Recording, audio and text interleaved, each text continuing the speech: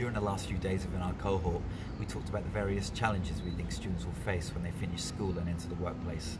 Julio talked about poverty and the divide between rich and poor.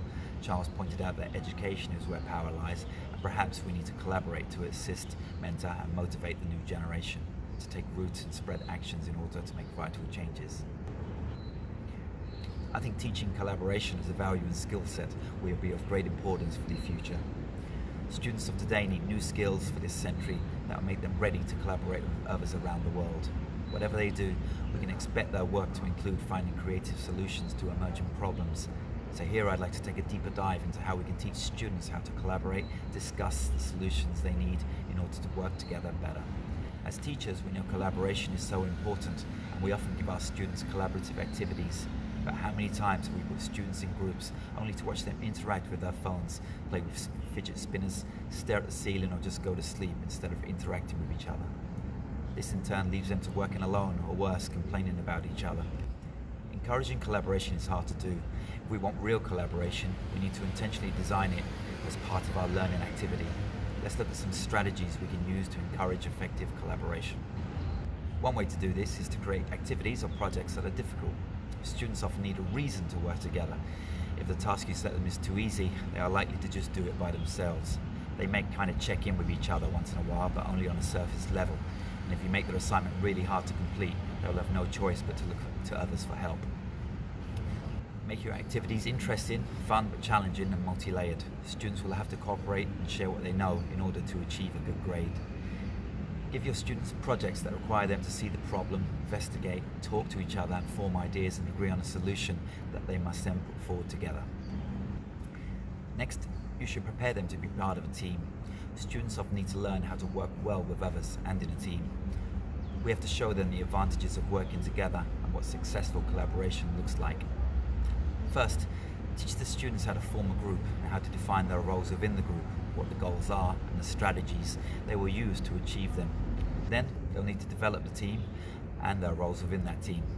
Help them find out how to play to their strengths, overcome obstacles and stay on pace. Also watch for and address conflicts that may come up. Next, you'll find that leaders are established, everyone knows what their roles are and it all begins to gel. This is when the team is firing on all cylinders. Everyone is working hard to achieve those goals and you can go and make yourself a cup of tea until finally those goals have been met. Reduce the chances for students to free ride. I find that when students moan about working together in groups, it's because there's usually one person within that group who isn't pulling their weight. It's up to us as teachers to put an end to this free riding. We can do this in a number of ways. One is to make small groups.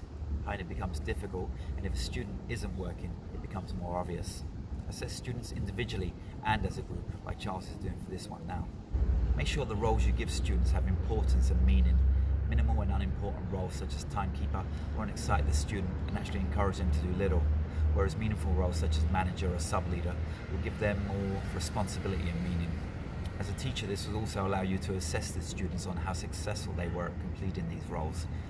You could also let the students assess themselves and each other, giving you a more complete picture on who did what.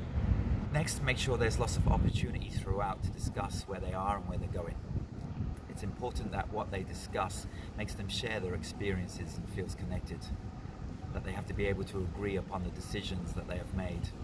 They need to defend their ideas with evidence and reasoning, to negotiate meaning and to argue constructively. Finally, we need to concentrate on our expertise.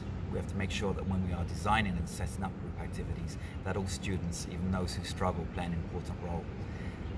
Collaboration should not just strengthen students' existing skills, but also make sure that their interactions expand their existing knowledge and one another's expertise. As teachers, we can encourage real collaboration by changing our role from instructor to coach, encouraging self-governance, checking in on students, providing instant feedback, and helping them progressively learn to work together well to accomplish their common goal.